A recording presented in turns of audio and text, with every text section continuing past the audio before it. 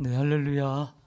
네, 만나서 반갑습니다. 이 시간 하나님을 피하지 않고 하나님께 피하여 예배의 자리에 올라오신 여러분을 주님의 이름으로 축복합니다. 한 주간 살아가면서 주님께서 함께 하시기를 원하고요. 마음과 생각 지켜주시기를 원합니다. 저는 항상 이런 기도를 많이 합니다. 하나님, 몸 관리, 마음 관리, 믿음 관리 잘하게 해주세요. 네, 몸 관리, 마음 관리, 믿음 관리. 저 자신을 위해서도 이렇게 기도하고 우리 자녀들을 위해서도 기도할 때, 또 누군가를 위해서 기도할 때 몸, 마음, 믿음 이런 기도를 합니다. 날씨가 이렇게 맑지가 않습니다. 그러나 비는 4시부터 온다고 합니다. 미리 염려하지 마시고 예배에 집중하시길 바랍니다. 우리가 주일마다 살펴보고 있는 여호수아서는 이스라엘 백성들이 종살이하던 애굽에서 모세의 인도로 나와서 광야 40년의 기간을 거칩니다. 모세가 죽고 바톤을 받은 여호수아가 약속의 땅인 가나안 땅을 차지하는 이러한 과정을 그리고 있는 책이 여호수아입니다. 24장으로 되어 있는데 첫 번째 부분은 요단강을 넘어가는 순간까지 이 가나안 땅의 입성에 대한 이야기, 두 번째는 여리고성부터 중부 지역, 남부 지역, 북부 지역을 정복하는 또 가나안 땅의 정복, 그리고 세 번째는 그 땅을 분배하는 이야기, 그리고 마지막 네 번째는 여호수아의 권면으로 되어 있습니다. 오늘은 여호수아의 권면 그리고 다음 시간 두 번에 걸쳐서 여호수아를 마치게 되는데요. 여호수아의 권면은 두 개로 나눠지는데 오늘 23장은 지도자들을 불러서 한 권면이고요. 그리고 마지막 24장은 이스라엘 백성들 전체를 불러놓고 그들에게 한 권면입니다. 오늘 연세 드신 분들은 양해를 하고 들어주시길 바랍니다. 제가 얘기했어요. 뒤에서 딴 얘기 하지 마시고요. 자, 제 목양실에 가면 자주 들어오진 못하시겠지만 제 왼쪽 벽면에 큰 사진을 5개의 액자로 이렇게 걸어 놓았습니다. 시계 방향 순서로 보면 제가 담임 목사로 유임식을 하던 그 유임식 2006년도 1월 사진부터 2007년도 그리고 2011년도, 2015년도, 2019년도 이렇게 임직식 사진이 순서대로 시계 방향으로 걸어져 있어요. 제가 그걸 보면서 무슨 생각을 할까요? 우리 교회에 이런 임직자들을 세웠구나 이런 생각도 하겠죠. 근데 여러 가지 생각을 하게 되는데요. 저는 그 사진 속에서 저의 나이 듦이 드러나 있다라고 생각을 합니다.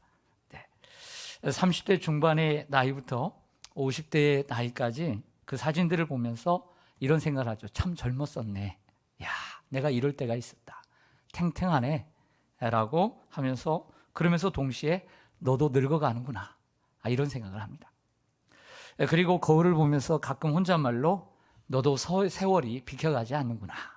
이런 생각을 하면서 저 자신을 돌아봅니다. 그러면서 거울을 볼 때마다 야, 참 머리도 빠지고 이러고 보니까 너도 참 늙었구나. 이런 생각을 합니다. 그러면서 또 이런 생각을 하죠. 좀 더 어떻게 하면 젊게 살까? 이런 생각을 많이 합니다. 여러분들도 오래된 앨범 사진을 한번 꺼내 보시면 이 순서대로 돼 있을 거 아니에요? 야, 그러면서 똑같은 생각 할까 안 할까요? 네, 하죠. 50 넘은 분들은 다 할 거예요. 네. 야, 나도 이런 때가 있었는데. 결혼 사진도 보면서 청소년 때 사진도 보고 똑같은 얘기예요. 그런 생각을 할 거예요. 만약 저는 이렇게 제가 늙어간다는 생각을 하고 있는 저에게 누군가 어떤 성도님이 목사님도 참 늙었네요. 만약 이렇게 얘기를 한다면 기분이 썩 좋지는 않을 것 같은데 오늘 본문에 보면 뭘로 시작하냐면 여호수아가 나이가 많아 늙었다는 얘기로 시작을 해요. 우리는 이미 10장 전인 여호수아 13장 1절에서 여호수아가 나이가 많아 늙었다는 말씀을 이미 읽고 배운 적이 있어요. 그래서 가나안 땅을 다 정복하지는 않았지만 그걸 아시고 할 일이 많다고 하시면서 그 땅들을 다 지파들에게 분배해 주고 난 다음에 분배해 주라고, 그리고 나중에는 그 지파들이 알아서 그 땅을 정복해 가라고 이렇게 하나님께서 배려해 주신 것을 우리가 배웠어요, 안 배웠어요? 배웠습니다. 여호수아 13장 1절 한번 다시 볼게요. 여호수아가 나이가 많아 늙음에 여호와께서 그에게 이르시되 너는 나이가 많아 늙었고 하나님이 말씀하세요. 야, 너는 나이가 많아 늙었어. 얻을 땅이 매우 많이 남아있다. 이렇게 말씀하셨습니다. 얼핏 들으면 이처럼 섭섭한 말씀이 없어요, 세상에. 지금까지 늙도록 무엇을 했느냐라고 추궁하시는 것으로 들리기 때문입니다. 만약 하나님께서 저에게 야, 너는 그 나이 먹도록 그렇게 늙기까지 넌 뭐 했니? 라고 물으신다면 한쪽으로는 서운하면서도 하나님 앞에는 그렇게 죄송한 마음이 클 것 같습니다. 그러나 여호수아는 자신이 늙었다는 하나님의 말씀을 듣고도 주눅들지 않았어요. 사기가 떨어지지 않고 낙심을 하지 않았습니다. 나이가 많아 늙었다는 말씀이 그에게 은퇴하라고 말씀하신 것이 아님을 알았기 때문이에요. 하나님은 아직 차지할 땅이 많이 있다고 하셨고 하나님이 남은 그 족속들을 쫓아낼 것이라고 말씀하시면서 가나안 땅을 각 지파에게 분배하여 기업이 되게 하라고 명령을 하셨기 때문입니다. 그래서 여러분, 여호수아 13장 이후부터 우리가 지금 이제 더 나이가 든 23장 그 10장 사이에 어떤 일이 있는지 말씀드릴게요. 먼저는 힘을 얻어서 먼저는 1차적으로 5 지파에게 땅을 분배해 줍니다. 많은 땅을 차지한 걸 보고 나머지 7 지파가 힘을 잃어요. 하지만 그 낙심하고 있고 게을러하고 있는 그들에게 격려하면서 각 지파에 3명씩 21명을 선택해 그 땅을 다시 정탐하게 하고 그리고 남은 땅을 그리게 해서 돌아와서 그 땅을 제비 뽑아 나눠주게 됩니다. 분배를 모두 마칠 뿐만 아니라 하나님의 말씀을 따라 부지 중에 살인한 자를 위하여 도피성 6개 특별자치도를 선택해 나눠주고 그리고 하나님을 섬기는 레위지파, 분깃이 없는 레위지파를 위하여 48개의 성읍과 450m 둘레의 목초지를 그들에게 분배해 줍니다. 그리고 처자를 두고 6년 7년 동안 싸웠던 이 요단강 동편의 루벤, 갓 그리고 므낫세 반 지파를 축복하고 그들을 격려하고 그들의 노고를 치하하고 돌려보내는데 가다가 요단 언덕가에 제단을 쌓습니다. 그 제단에 대한 오해로 인해서 내전이 일어날 상황까지 갔지만 무사히 위기를 넘기는 리더십을 발휘했습니다. 그리고 나서 많은 세월이 흘렀다라고 오늘 말씀을 얘기하고 있습니다. 여러분, 성경에 나오는 이처럼 탁월한 리더십, 좋은 리더는 2가지 특징을 갖습니다. 성경적으로 하나는 하나님이 기뻐하신 일을 많이 한 사람들, 하나님이 기뻐하신 일을 많이 한 사람들을 하나님이 보실 때 훌륭한 리더라고 보십니다. 2번째는 그 리더가 다스리는 공동체, 그 다스리는 공동체를 평안함으로 인도한 사람들을 훌륭한 리더라고 성경은 지켜세워요. 그래서 사사기를 보면 하나님의 말씀을 반역하면 이웃 주변 나라를 몽둥이로 들어 심판하시고 그들이 회개하면 사사들을 세워서 태평성대를 이루시고 다시 돌아가게 되죠. 그래서 항상 끝날 때마다 그 사사가 통치할 때에 몇 년간 평안하였더라 이렇게 얘기를 합니다. 그래서 성경의 훌륭한 리더는 하나님 앞에 훌륭한 일을 했던 사람을, 또 하나는 이끄는 지도자로서 공동체를 평안하게 이끈 사람들을 훌륭하다라고 성경은 이야기를 해요. 오늘 본문 다시 23장 1절로 가겠습니다. 저 뒤에 교역자 눈 뜨세요. 앞에 보시고. 네. 여호와께서 주위의 모든 원수들로부터 이스라엘을 쉬게 하신 지 오랜 후에 여호수아가 나이 많아 늙은지라 다시 얘기를 하고 있습니다. 여호수아 13장에서 한번 여호수아가 늙었다고 하나님이 꼬집어 얘기했는데 이제 23장에서 다시 한번 여호수아가 늙었다는 말이 반복되고 있습니다. 여호수아가 2번 늙었습니다. 2번 늙었어요. 우리도요 50대 한 번 늙고 60 넘어가면서 또 한 번 늙고 나도 모르게 어느 사이에 뚝 떨어지면서 아이고 내가 늙었구나 이렇게 느껴지는 거예요. 여호수아가 몇 번 늙었어요?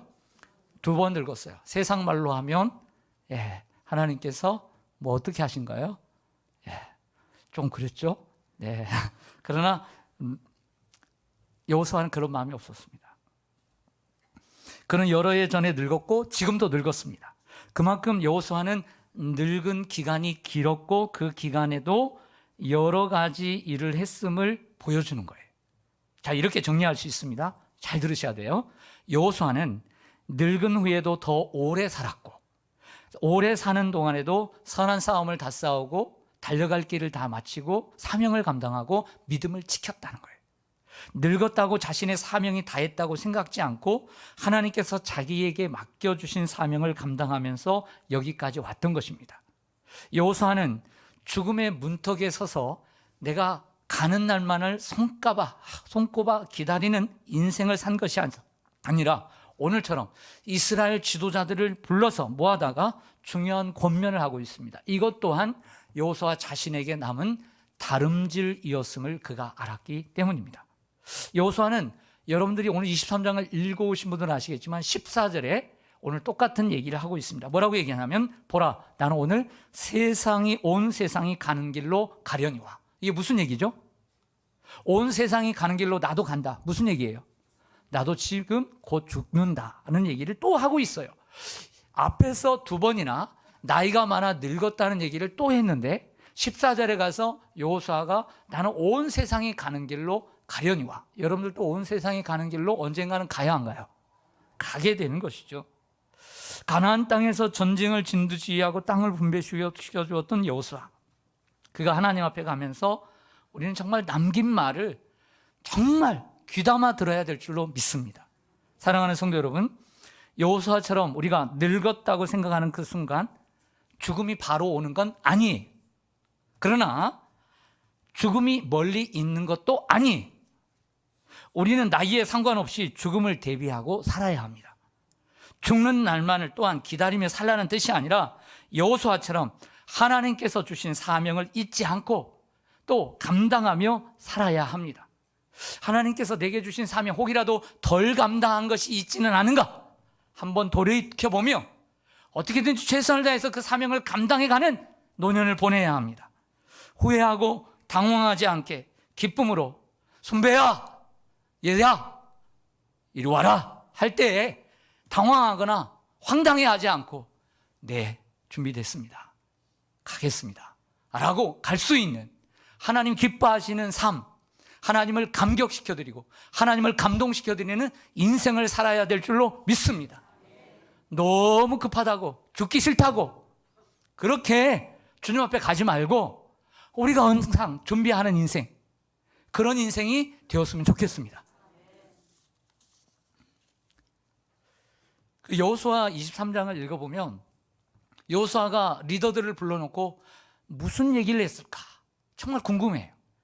그런데 강조하는 강조점이 분명히 드러나 있습니다. 그것은 뭐냐면 지금까지 우리를, 이스라엘 백성들을 이끄시고 이 가나안 땅에 들어와 이 땅을 주시고 싸우시고 이 땅을 우리에게 주신 분은 하나님이라는 것을 얼마나 강조하고 있는지 몰라요. 여러분 성경을 보겠습니다. 1절을 보시면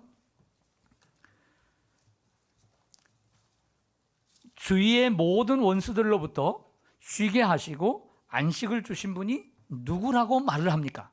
여호와라고 말을 합니다. 3절로 갈게요.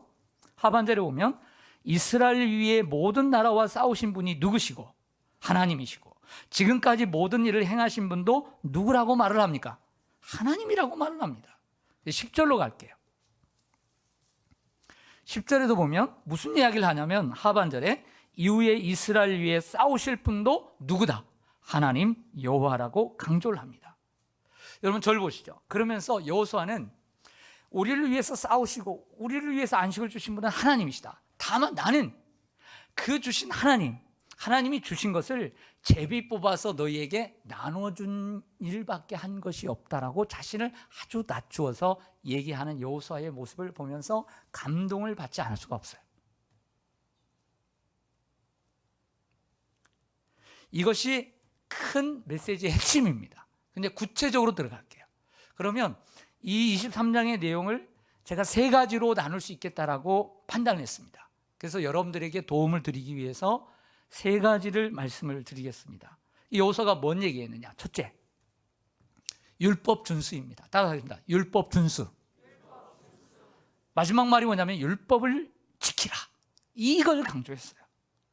여러분 성경 23장 6절 보겠습니다. 여러분들 한번 읽어주세요. 6절 시작.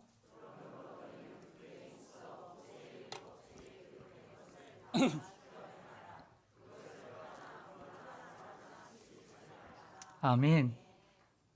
절 보시죠. 여호수아 1장을 추억해 봅니다. 여호수아 1장에 지난 40년 동안 모세의 시종자로 준비시켜 주셨던 여호수아를 모세가 죽자 리더로 세우시면서 두려워하는 그에게 강하고 담대하라고 격려해 주시면서 가나안 땅에 입성하고 가나안 땅을 정복하는 승리의 원동력, 그리고 형통의 비결이 무엇이라고 말씀했습니까? 그것은 1장 7절입니다. 한번 보시죠. 1장 7절에 보면 오직 강하고 담대하여 나의 종 모세가 내게 명령한 그 율법을 다 지켜 행하고 우로나 좌로나 치우치지 말라. 그리하면 어디로 가든지 뭐하리니? 형통하리니. 1장에서 하나님께서 여호수아에게 말씀하신 내용이죠. 이 말씀 가지고 지금까지 승리해 왔던 거예요. 그런데 오늘 여러분들이 읽으신 6절을 보면 그러므로 너희는 크게 힘써 모세 율법책에 기록된 것을 다 지켜 행하라. 그것을 떠나 우로나 좌로나 치우치지 말라. 아멘. 똑같아요. 하나님께 들었던, 수십 년 전에 들었던 그 말씀을 그대로 하고 있습니다. 그래서 첫 번째 교훈은 율법 준수예요. 율법 준수. 그것이 우리를 형통케 하는 길이다 라고 말을 하고 있습니다. 자, 그러면 여기서 중요한 질문을 던져보겠습니다. 예수님께서 이 땅에 오신 이전을 구약시대라고 얘기하고 예수님이 오신 이후 계속해서 신약시대라고 얘기합니다. 우리도 신약시대를 살고 있죠. 그러면 신약시대를 사는 우리들은 구약시대에 있는 이 율법, 구약 백성들처럼 하나님의 율법을 지켜야 할까요? 안 지켜야 될까요? 지켜야 할까요? 안 지켜야 될까요? 다시 질문드리면 이 율법의 말씀을 우리가 지키면 형통할까요? 형통하지 않을까요? 제가 답을 드리겠습니다. No, 아닙니다. 아니에요. 율법은 구약시대 하나님 말씀으로서의 권위를 갖고 있었습니다. 그러나 예수님이 이 땅에 오신 이후로는 예수님의 말씀과 말씀의 권위와 동일한 권위를 가지고 있지 않아요. 예수님이 이 땅에 오신 이후로 하나님의 백성들은 율법의 권위 아래 있지 않고 예수님의 말씀의 권위 아래 있게 되는 것입니다. 그러므로 곧 무슨 얘기냐면 율법의 권위보다 예수님의 말씀의 권위가 위에 있다는 거예요. 위에 있어요. 그래서 예수님께서 말씀하실 때 모세는 모세의 율법에 이렇게 말하였으나 너희는 이렇게 하라 라고 얘기하신 거예요.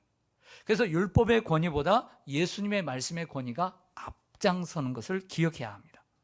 그러므로 우리는 율법을 붙잡고 사는 자가 아니요 예수님의 말씀을 붙잡고 사는 성도인 거예요. 율법을 붙잡고 살려고 하지 마요. 예수님의 말씀을 붙잡고 살아야 돼요. 모세의 율법책에 기록된 것을 다 지켜 행하라는 말씀은 원칙적으로 하나님의 말씀에 순종하라는 것이기 때문에 옳습니다. 그러나 율법은 그리스도께서 이 땅에 오실 때까지만 유효하기 때문에 영원한 법이 아니라 잠정적이고 임시법에 해당하는 것입니다. 여러분, 그러면 하나님께서 율법을 주셨습니다. 존 칼빈은 하라와 하지 말라를 합해서 613가지의 율법이 있다고 했습니다. 우리가 이거 다 지킬 수 있나요, 없나요? 못 지킵니다. 하나라도 안 지키면 안 지킨 거예요. 못 지킨 거예요.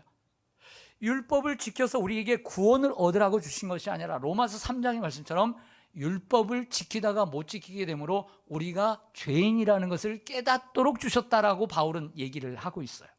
우리가 율법을 행함으로 구원을 얻은 것이 아닙니다. 예수 그리스도를 믿음으로 구원을 얻나니라고 사도 바울이 갈라디아서 2장 16절에 얘기합니다.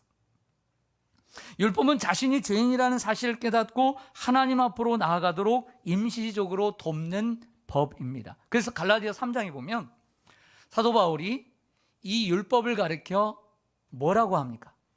그렇죠. 몽학 선생이라고 얘기해요. 제가 요즘 개역 개정에는 뭐라고 나와 있나 봤더니 초등학교 선생님이라고 나와 있어요.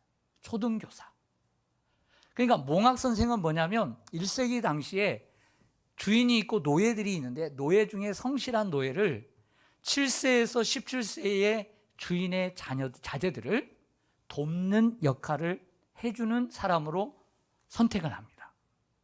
그래서 그 1세기 당시 주인의 어린아이를 다치지 않도록 돌봐주고 위험한 행동을 하지 않도록 일러주고 아이의 안전과 기본 예의를 지키도록 바로 잡아주는 역할을 했습니다. 여러분, 그 아이가 성장하면 율법이 그 몽학 선생이 필요 있을까요? 없을까요? 없죠. 그런 것처럼 당연히 모세가 바울이 얘기한 것처럼 우리가 예수 그리스도를 만나서 그 안에서 거듭난 인생을 살고 구원을 받게 되면 율법이 필요 없게 된다. 이렇게 얘기를 하고 있는 거예요. 그렇다고 해서 오해는 하지 마십시오. 율법이 필요 없으면 이 구약의 말씀은 필요가 없겠네요. 그렇지 않죠. 구약의 말씀 전체가 율법은 아니니까요. 네. 그리고 율법 안에는 사회법이나 도덕법 같은 경우에는 우리가 지켜가야 하는 중요한 내용들이 많이 있습니다. 그러한 의미에서 율법이 필요 없다는 얘기를 하고 있는 것입니다. 예수님이 십자가에 죽으시고 부활하심으로 구원을 완성하셨습니다. 그런데 예수님이 십자가에 죽으시고 죽으심으로 우리를 구원을 완성하신 것은 하나님께서 죄 많은 인생을 구원하시는 법을 세우셨는데 그게 율법이에요. 그 율법을 그대로 다 지키고 완성할 죄 없는 인간은 이 세상에서 있다 없다? 없죠. 그러나 죄 없는 하나님의 아들이 죄인 없는 인간으로 오셔서 우리를 위해서 십자가에 죽으심으로 하나님이 세우신 인간 구원의 방법을 그대로 성취하셔서 예수님이 십자가에 죽으시고 우리를 구원하심으로 율법을 완성하신 거예요.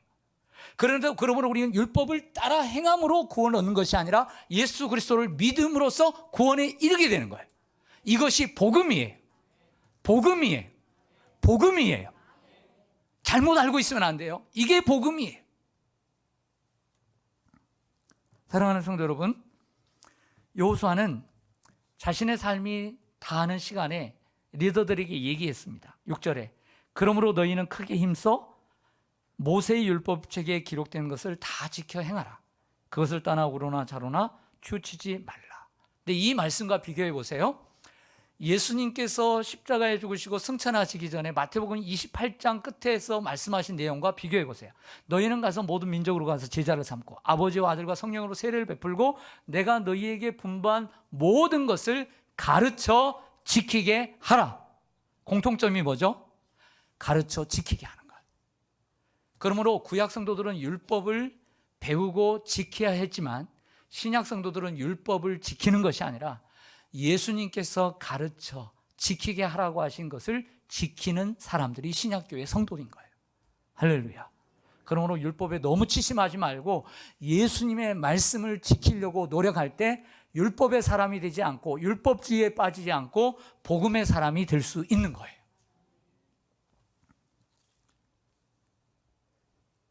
여호수아는 율법 준수를 강조하면서도 두 번째로 하나님을 사랑하라고 유언을 하고 있습니다. 따라서 하겠습니다. 하나님을 사랑하라. 여러분들 11절을 한번 같이 보시겠습니다.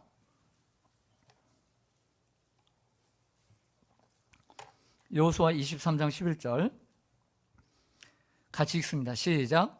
그러므로 스스로 조심하여 너희의 하나님 여호와를 사랑하라. 아멘. 근데 그 앞에 있는 부사들이 필요합니다. 스스로 조심하여. 스스로 조심하여 너희 하나님 여호와를 사랑하라. 질문 드릴게요. 하나님은 왜 너희 율법 잘 지켜? 라고만 하시지 않고 하나님을 사랑하라고 하셨을까요? 자, 하나님을 떠나서 우리의 삶 가운데 사람이 함께 살아가는 가운데 사랑이 왜 필요할까요?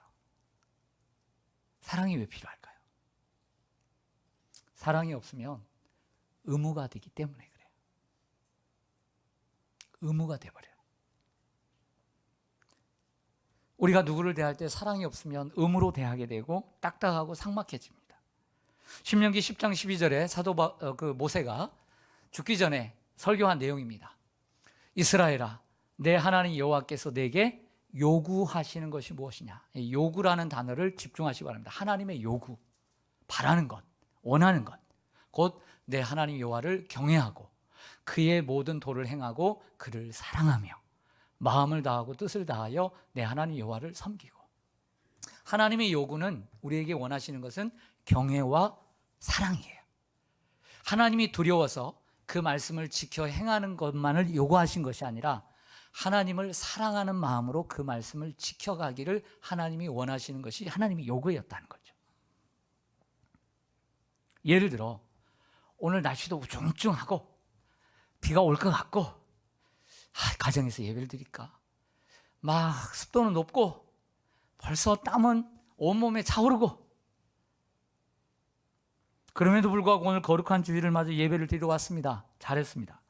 그런데 우리가 하나님이 두려워서 주일을 지키지 않으면 벌을 받을까 봐 기분이 찜찜해서, 아니면 성도로서 주일을 성수하는 것은 당연한 의무니까 교회에 나와 예배를 드리는 것도 중요합니다. 하지만 하나님은 그런 의무로만 드리는 예배보다는 하나님을 사랑하는 마음으로 드리는 예배를 기뻐하십니다. 예를 들어 부모를 공경하고 부모님께 순종하는 것은 자녀로서 당연한 의무입니다. 성경이 그걸 말씀해요. 그래서 낳아주시고 길러주시고 나를 위해서 많이 수고해 주시고 애쓰시고 기도해 주시고 물질로 후원해 주신 우리 부모님께 내가 잘하는데 마음은 없는데 그냥 의무로만 섬긴다면 그 부모 공경은 반쪽짜리에 불과할 것입니다. 그럴 수 있다고 봐요. 하지만 제가 부모라면 그런 의무적인 행동들은 받고 싶지가 않을 것 같아요. 의무로만 부모를 섬긴다면 받고 싶지 않을 것 같아요. 자녀 사랑도 마찬가지입니다. 부모로서 자녀를 양육하는 것은 내가 낳았기 때문에, 그래서 의무이기 때문에, 낳았기 때문에 기양에 그냥 먹이고 입히고 필요한 거 있으면 또 채워주고 또 돈을 주고, 그래서 단순히 의무이기 때문에 이 자식을 내가 키워야 되겠다라고 한다면 아마 형식적인 의무적인 관계에 지나지 않을 것 같습니다. 자, 우리 성도와 교회를 다니는 우리 또 성도고, 여러분 성도인데 성도와 교회의 관계도 그런 것 같아요. 성도가 교회를 의무적으로 다니고 의무적으로 섬긴다면 교회와 성도의 관계는 형식적인 관계에 불과합니다. 성도가 교회를 사랑하는 마음 가운데서 교회를 다니고 섬길 때 하나님이 기뻐하시고 성도의 신앙생활은 행복하죠. 그래서 초창기에는 교회가 너무 좋아서, 시온산 교회가 너무 좋고 그 교회가 너무 좋아서 사랑하는 마음으로 섬기고 열심히 섬겼는데, 나중에 그러다 보니까 직분도 주고 세례도 주고 그리고 뭐 계급장도 주고 막 다 줬는데 지나고 보니까 지금 내가 주님 앞에 사역하는 것은 사랑이 아니라 의무야, 책임이야. 내가 뭐가 됐기 때문에. 이렇다라고 한다면 그 신앙생활이 얼마나 딱딱하고 얼마나 재미가 없고 얼마나 행복이 없을까, 얼마나 불행할까, 이런 생각을 저 자신과 여러분들이 같이 공유할 수 있다고 생각을 해요. 그렇지 않겠어요? 과거에는 주님을 사랑하고 주님의 피로 값주고 사신 교회를 그렇게 사랑하고 섬겼는데 혹이라도 의무적인 관계 속에서 교회를 섬기고 있는 건 아닌가. 하나님은 이처럼 우리가 의무적으로 하나님을 섬기는 것을 원치 않으세요. 왜? 우리가 로봇이 아니니까. 그 안에 사랑이 있기를 원하십니다. 그래서 마음을 다하고 뜻을 다하고 힘을 다하여 하나님 여호와를 사랑하라고 말씀합니다. 하나님 은혜가 너무 감사하고 하나님의 사랑이 너무 크니까 예배하는 것입니다. 하나님께서 내 간구에 귀를 기울이시고 언제나 내게 귀를 기울이시고 응답해 주시니까 주님을 사랑하게 되고, 그 사랑하는 마음이 너무 커서 내가 평생 기도하는 것입니다. 우리가 왜 봉사할까요? 누가 하라고 시키니까 하고, 신앙이 연륜도 되고 은사도 있는 것 같고 직분도 좀 받았으니까 안 하면 안 될 것 같고, 안 하면 목사님 좀 눈치도 보일 것 같고, 그래서 합니까? 날 구원해 주신 은혜가 너무 감사해서 하는 것이죠. 주님의 사랑이 너무 큰데 보답할 길이 없어. 그래서 봉사하는 것입니다. 그러므로 봉사는 자랑이 아닙니다. 은혜입니다.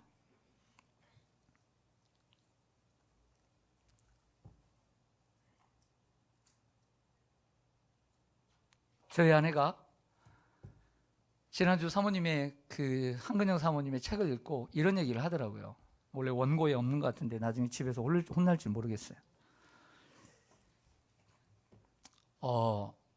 그 한근장 사모님이 가까운 친구인 인천에서 목회하시는 사모님, 암과 투병 중에, 암 말기로 투병 중에 5년 동안 계시다가 천국 가신 이야기 들으셨을 거예요.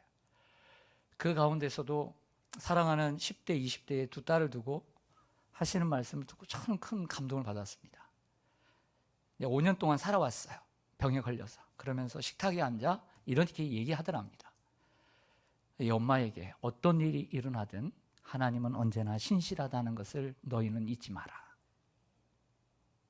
유언과 같은 이야기를 했어요. 그래서 저는 뒤에를 아직 안 읽어봤는데 먼저 읽고 제가 이제 바톤을 받았는데 그 사모님이 그 5년 동안 반주를 개척을 했으니까 반주를 하는데 그 항암 치료를 수십 번 받고 손이 멀쩡하겠습니까? 그 아픈 손 가지고 반주를 했대. 저희 집사람이 제 목회를 시작하면서 새벽기도, 수요예배, 그리고 짬짬이 모든 예배 반주를 다 해줍니다. 전 감사한 마음을 가지고 있어요. 그 누가 다 하겠어요, 그걸. 간간히 손가락이 아프대요.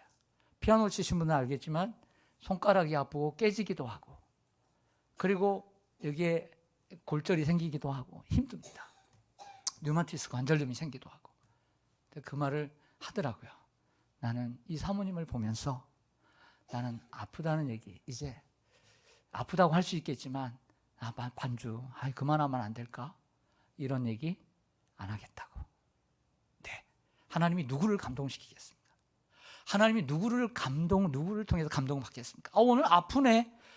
오늘 귀가 아픈데. 좀 오늘 주일 쉬지? 오늘 비가 올 것 같아. 또 비도 맞고. 이거 교회 주차할 때도 별로 없는데. 그렇다고 해서 다른 데 또 주차하면 또 걸어가고 힘들고.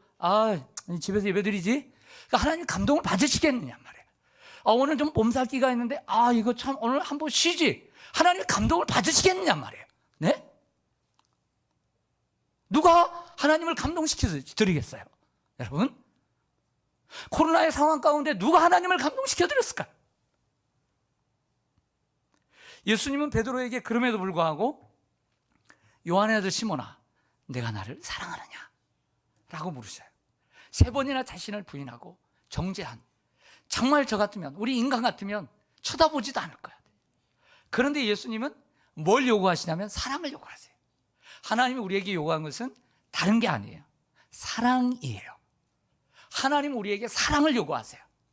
여러분, 우리가 직장에 헌신하는 것처럼 교회에 헌신은, 여러분들 교육자들이 아니니까 그럴 수 있겠지만 교회를 사랑하지 못하는 이유가 뭡니까? 사랑 때문에 그런 거예요. 내가 내 자식을 사랑하는 만큼 하나님을 사랑하지 못하는 이유는 사랑이 없기 때문에 그런 거예요. 사랑이 있으면 뭐든지 가능하게 되는 것이죠.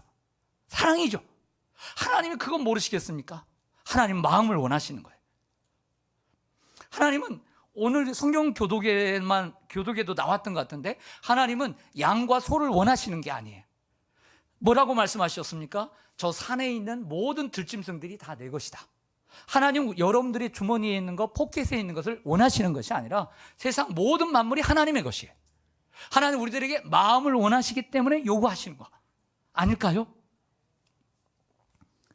형식과 의무로만 주님을 섬기지 말고 감사와 사랑으로 하나님을 섬기는 여러분들 되시기를 소망합니다. 마지막 3번째로 하나님을 가까이 하고 타협하지 말라고, 세상과 타협하지 말라고 여호수아는 마지막 유언을 해요. 이 8절을 보겠습니다. 오늘 8절.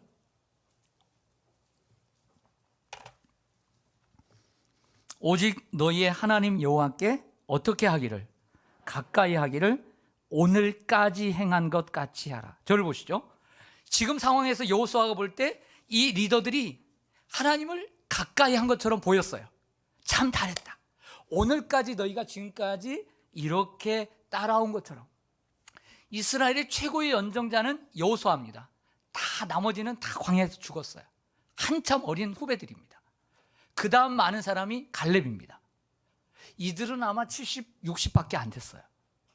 그들을 향해 얘기합니다. 야, 너희들 참 잘했다. 하나님을 가까이 했어. 오늘까지 한 것처럼 이후에도 하나님을 가까이 해. 정확한 얘기는 겁니다. 내가 죽어 없어져도 너희들 오늘 것처럼, 오늘까지 한 것처럼 하나님을 가까이 해라, 이렇게 얘기를 하면서 덧붙이는 말씀이 있습니다. 12절입니다. 12절 13절에 보면 너희가 만일 돌아서서 너희 중에서 남아있는 이 민족들을 뭐하여?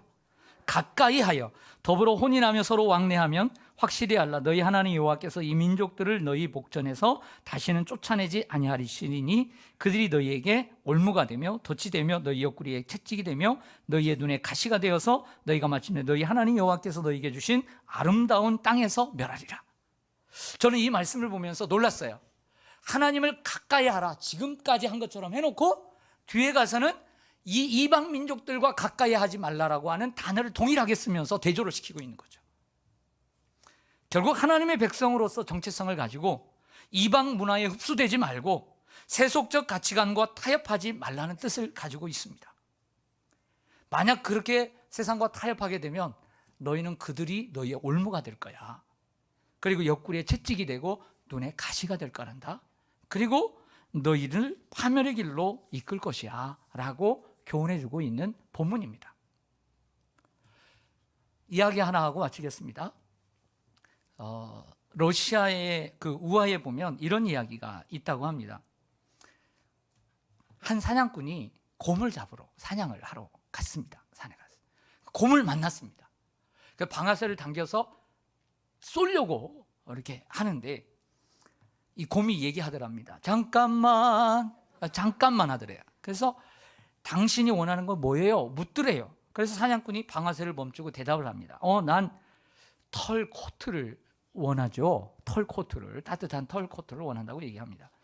곰은 그러냐는 듯이 고개를 끄덕이며 말합니다. 털 코트를 원해요? 그건 충분히 내가 이해할 수 있어요. 그런데 전 배를 채우고 싶어요. 그러니까 이 사냥꾼의 말을 들은 곰도 이렇게 얘기합니다. 당신 같은 덩치에 배가 고플 것은 당연하지요. 저도 충분히 이해해요. 이렇게 얘기를 해요. 이해 엄청 잘합니다.